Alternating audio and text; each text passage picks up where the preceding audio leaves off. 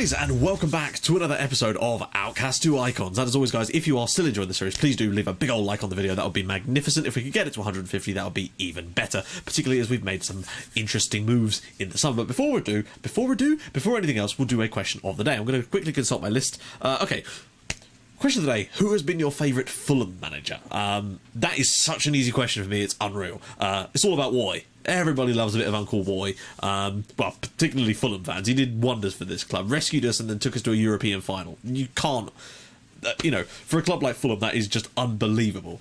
So yeah, it's all about Roy for me, and I will always love Roy, no matter what he does.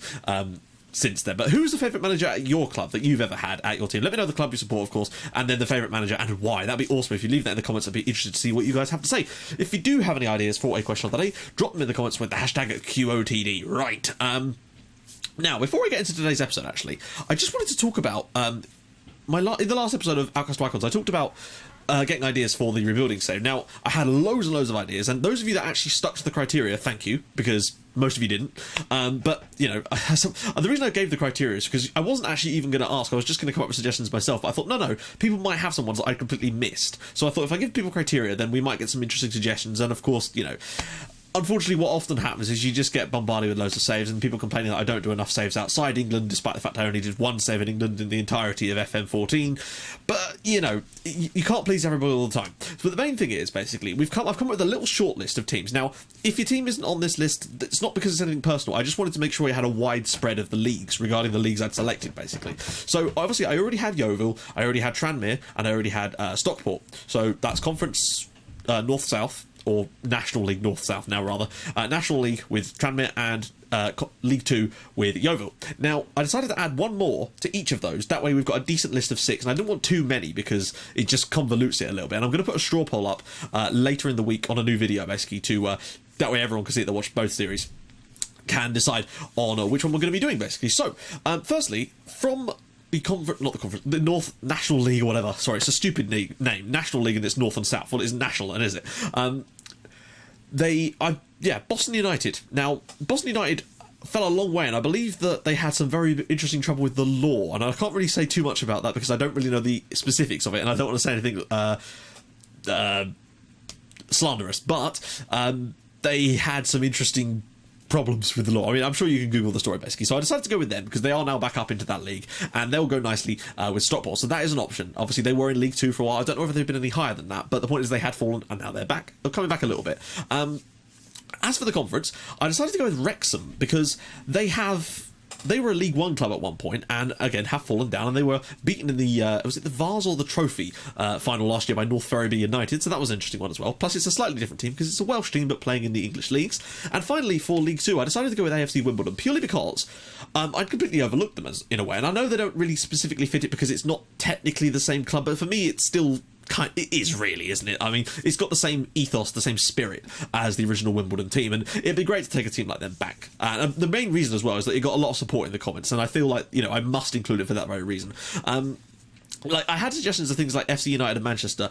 Guys, if you want to see a good FC United and Manchester save, Jack, Work the Space, did one. I think it was on FM13, and it's fantastic. Seriously, just watch that. Plus, the other reason I don't want to really do it is because they're at the highest level they've ever been at as a club. So it's not really a rebuilding save, and it's just not something I'm particularly interested in doing for this. But the fact is, what I'm saying is, a lot of you have suggested good ideas, but they just don't really fit these criteria. However, this is sort of my call to arms, basically. If you think there's a good idea that's been overlooked and you don't think anyone's going to do it, make it. Do the idea. Make a channel. Do the idea. Because if you think there's a gap in the market, go for it. That's the way I look at it. Is this should be encouraging you. If you think there's someone's missing out, then do that series yourself, and send me the links. I'll be happy to take a look at them, and if they're any good, that'd be brilliant.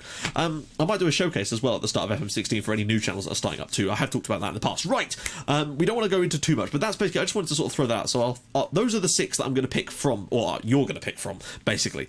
So yeah, there we go. Obviously, I'll be doing lots of other saves on FM16 as well, as long as including I might do either Sweden or bust, or maybe somewhere else in Scandinavia or bust, or something like that. I don't know. I might do another Sleeping Giant save. I might do a new save. That's like a new kind of concept, basically, because I'm always looking to try new stuff like that, but I wanted to do my rebuilding save to start off with because it's kind of a little tradition I've got going now. So yeah. Right, let's get into things then, guys. Right, sorry, apologies for the 5-minute diatribe there that I've just gone out on. let's get into what's been going on this month, or across the summer, since, of course, we went out of the Euros. Now, it is raining like a crazy bitch here, so if you can hear it bashing on the windows, then I do apologise for that. But yeah, so we're in the Super Cup final against Sampdoria today, but I've gone out and I've bought a defence. It's happened. It finally happened. We got 46 million in transfer funds. However, when it came to setting season expectations, they were only saying that we should be qualifying for the Champions League. So I decided, fuck it. We won the league last year with the team that we had. I've only sold one player from that team, and you'll see who that is in a minute. I feel like we could challenge for the title again. So I went, title challenge, £64 million. Lovely old job. So I'm going to take you through who we've been signing, basically. So we've spent a fair bit of money. In fact, we've spent 63.5 million. And I've only bought in 4 players. But I've basically gone, right, this is the areas we need to strengthen. Because, frankly, our attack is brilliant. I'm not even close to... I didn't want to... Capra, Catarini, Di Placido, they're all perfect. I did not need anything in that. So, firstly, players going out. Wang Jong-ho has left, though we did have a testimonial, and Cosenza has also left. But the reason I got rid of Wang Jong-ho was to facilitate money for another transfer, and you'll see why in a minute. Basically, he didn't play for us much last year. We've got Falcao in that position anyway. I just don't think he was good enough. Other players that have left, Gabrielli, of course. A few players have gone out on... left on free, so Hauserta has also left, I believe. But a few players have gone out on loans as well. So, first things first, we got a goalkeeper. This is Aymeric Boisson, which is a great name, by the way. Now, it says 3 stars, but for me, I personally think that he is better overall than Brignoli. He's got better physicals by an absolute mile because he's younger. He is a bit more... They're kind of yin and yang in some respects, so he's not really great in some areas, but Brignoli's great enough. I just think he's a good keeper all round. And the fact is, we were able to pick him up for 11 million, and it was him that I actually had to move Wang Jong-ho on to facilitate the transfer, because he was my final signing. But frankly, for a keeper that is pretty damn good, really, to get him for 11.5, and bear in mind, we're actually only paying 5 million of that up front. The rest of it is suspended for like a... it's like 2 million after a year, and then like another few million after another year. So it's looking quite tasty, actually. I was quite happy to sort of stagger the deal a little bit. Next up is one that I feel is a decent bargain for us, and only £9 million from Monaco. This is Antonio. He's a Brazilian. Now, okay, only 4.6 million in terms of his value, but I think that he isn't that bad. I think he's going to be a starting right back for us, basically. And that was an area we really were struggling. He's certainly better than what we've got. 9 million was the least I could get them down to. I just think that he's a decent enough player. So, you know, crossing, marking, passing, everything sort of is he's got decent stats for the position he plays. He's not exactly slow. He's got decent stamina. His acceleration and agility are brilliant. So, yeah, and he's got a decent first touch as well for a fullback. So, interesting. He might, you know, his finishing is obviously pretty poor, but that's not really what he's there for, is it? So, again, I'm pretty happy with him. But the main players that I am ecstatic with, and where most of the money is gone, is our new centre-back pairing. But one of them could also fit in at left-back. In fact, they can both play left-back as well. They're both natural in left-back and centre-back. Technically, they're done as left-backs, but I'm going to be probably deploying them both as centre-backs. So, first up is Vyacheslav Kolesnikov. Firstly, what a fantastic name he's got. And you know I love a good name. He is going to be our new left back / defensive, centre back, and 19 marking. He's decent. He's relatively decent heading. 16 on the tackling. He's got decent jumping reach. He's not fantastic, but he is fairly tall as well. He's got very, very strong anticipation. His bravery, decisions, determination, leadership as well. He's a good leader on the pitch. I just think he's a decent enough player. Yes, we had to pay a bit of money from him. In fact, we paid a fair whack of change for him. In fact, 20.5 million from Marseille, but that's because it's Marseille, and again, you have to pay over the odds. But the one player that I'm really excited about, and you guys will remember this guy because I mentioned him in the past, this is Jefferson Marim. I mentioned that I was going to try and get myself a Brazilian. I'm fairly certain it is this guy. Yes, it is. This is the guy. This is the guy that at the start of last season I was looking to try and land from. I can't remember who it was. I think it was Sao Paulo or someone like that. I did just show you. I've just completely forgotten. But he went for Zenit instead because we couldn't get the money together quick enough. And that was frustrating, basically. But I went to Zenit and I basically said, you know, let's have him. 22 million was what they originally wanted 57 million. So we actually haggled them down. Usually at that point I'd just go no, but I decided no, we're going to actually try and stick it out and try and land him, basically. And that's what we did. 22 million. And look at this. 20 heading, 19 passing. He's even got decent long throws, which is fantastic. He's got very decent physicals as well. Jumping reach, natural fitness, his strength, his concentration, his aggression is very high though. He's brave. He's got great anticipation. So his positioning, he looks like one of the he looks like the perfect centre-back. He, to me, is almost like the Di Placido of centre-backs. That's the way I'm looking at it. So that is Jefferson Madden. He's sort of not a record signing, I don't think, but he's right up there for me. And yeah, so that's what we've done, basically. We've really strengthened the back line and not weakened in any other areas, basically, apart from obviously Wang Jong-ho moving on. So all in all, I think we're really set up for a great, great season. So without further ado, I'm not looking to bring any more signings because we really have scraped the barrel in terms of our transfer budget, spending almost all of it. Still got a bit of wage, though, and I had to give players new contracts as well.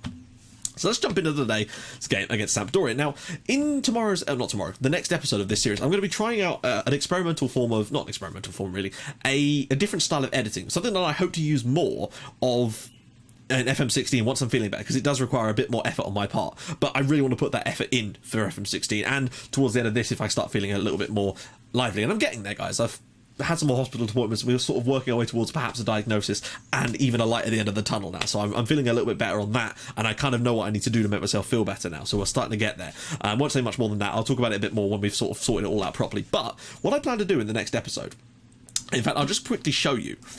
So after this, we've got ourselves Atalanta, Genoa, a Champions League game, and then Juventus, which is going to be the live comp because it's the top of the table clash. So what I intend to do is, you'll start the episode as always with a little intro and I'll explain what's going on, but then we'll go into a highlights package where I'll actually have live commed all of these games, but I will just show you quick highlights. That way you don't have to see me going through and talking about stuff. You get to see it with me commentary over the top, and I just think it'll make it much, much nicer to see, and it will make it more streamlined, so I don't ramble on a little too much. You get to see what happens properly and my reaction to it in real time. It won't have face cam because the batteries will die on it, but that, for me, I just think it'll make it that little bit better, and that's something I'm going to hopefully do more of in the future too, and that just means the episodes will be that much more compact, but you still get the same amount of, if anything, it would actually be better in the long run for me. That's what I'm looking at anyway. So let's go to the team selection screen. I'll do a quick pick first just to see what my assistant thinks, but I'm probably going to move them all around anyway. So Di Placido, Katarina, that is definitely not happening. Where is he? That is absolutely not happening. Where is he? Oh, ball bags. Okay, so annoyingly, he's on international duty and he's not back till tomorrow. Brilliant. Well done, Jefferson. Presumably, he'll be coming back on a Jefferson aeroplane. So we'll just have to go with these guys then. So Di Placido, Katerini, Capra, of course, Erving Drupal, Falcao, Zivkovic. Zivkovic has refused to sign a new contract, so he will leave at the end of this season. Lamantia will have to play left back for now. Arapi in there, Koleshnikov, Antonio, and Boisson. I'm liking the new look of this team, guys. I've got to say, I'm very, very excited about it. Decently strong bench as well. So, all in all, very happy. Let's go. Let's try and beat Sampdoria. The captain has not been selected, of course. I need to have a little look at that. Di Placido deserves to be captain for this game. These guys have yet to actually play league games for us, so I haven't assigned them numbers. One of them was going to go out on loan, but I'm tempted to keep him now, actually, just to sort of, because we may need cover at defensive positions, particularly if Jefferson is going to continue to swanning around the globe and whatnot. But I assume it's from Brazil games, because he is an international, which is not annoying, but it could be troublesome at times. So, are we all good on that? Yes, we are. We're the favourites. That's always nice to see. We're actually third favourites to win the league. Yeah, we would rather have him, but what can you do?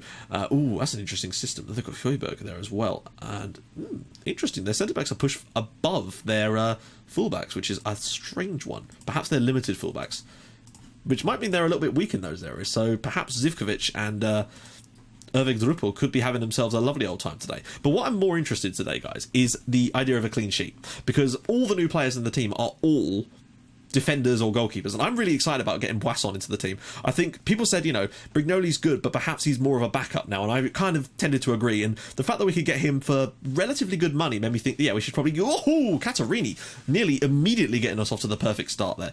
There's a lot of space in this midfield area, though. This centre of the park should be ours, but I'm just worried that perhaps they might be able to get too much of the ball in those areas. They are getting a lot of the ball so far, but we'll have to see.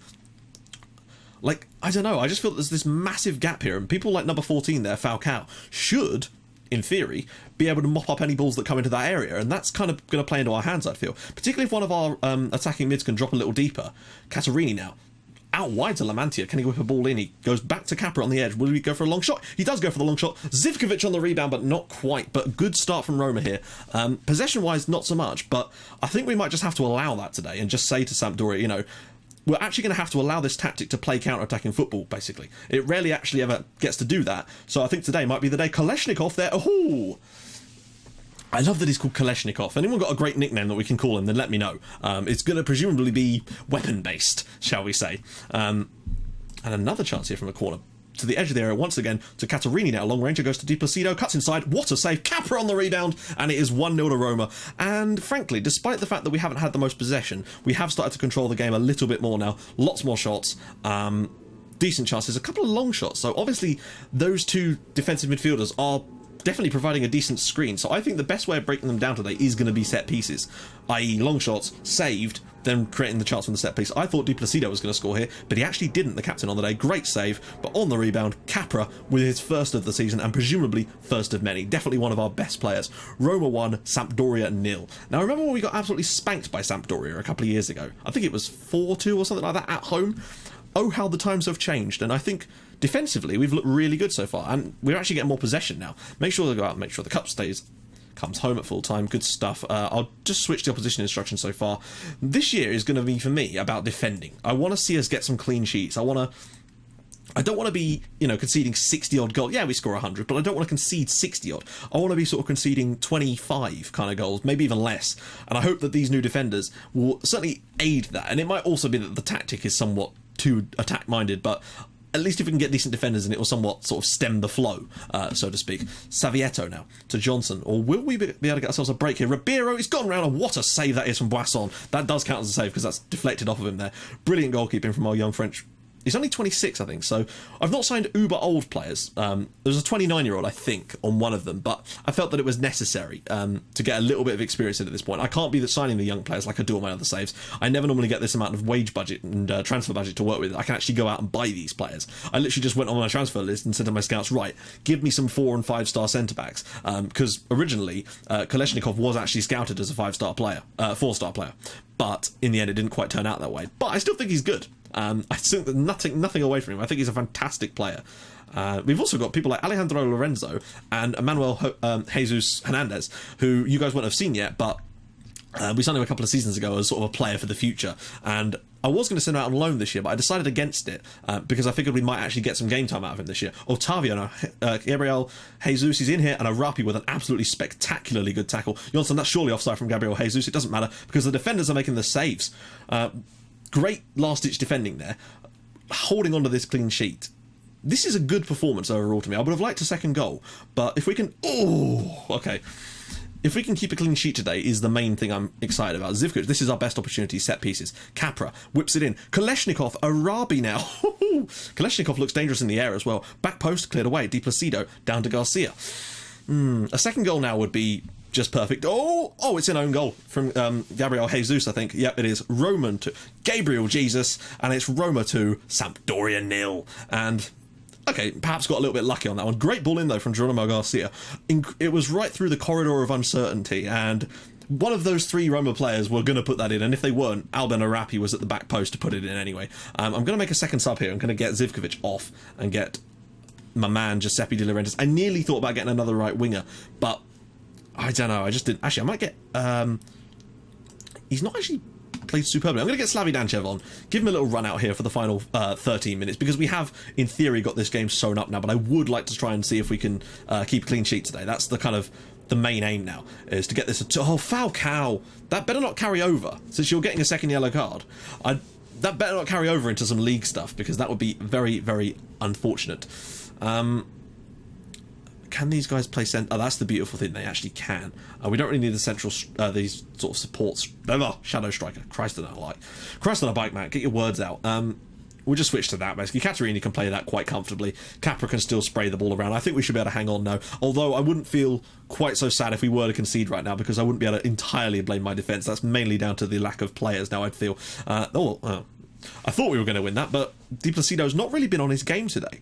Hopefully this is not going to be a one-season wonder type of situation with him. I'm hoping he can be as good as he was last year with his 58 goals in all competitions. I'm hoping that this year he can perhaps not match that. I think that might be a bit much for him, but provided he could still sort of get us 30, 40 goals. Good save again. Boisson looks solid. I'm really liking him.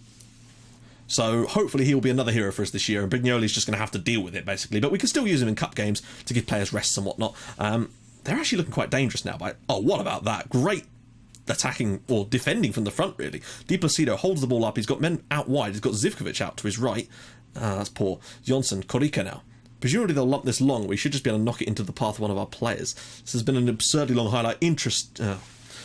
Every time we intercept the ball, we seem to give it away too quickly. We've been pulled out of position here. They're going to score. Vinotti, Boissons is...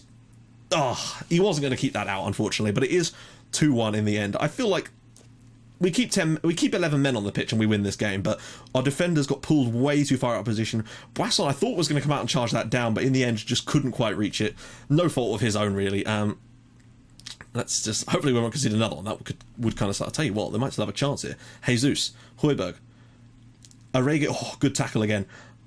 Yeah, the defenders were at fault there, but they just pulled us apart, really. Against 10 men, they were bound to try and get one opportunity. Octavius through here, and what about that for a block? I don't know why I sounded a little bit Canadian there, but we'll take it. They've come into the game in the end when we went down to 10 men, but I think we deserve the win overall, and that's a good start to the season. A good victory in the Cup, and obviously we've got the Champions League draw. Yeah.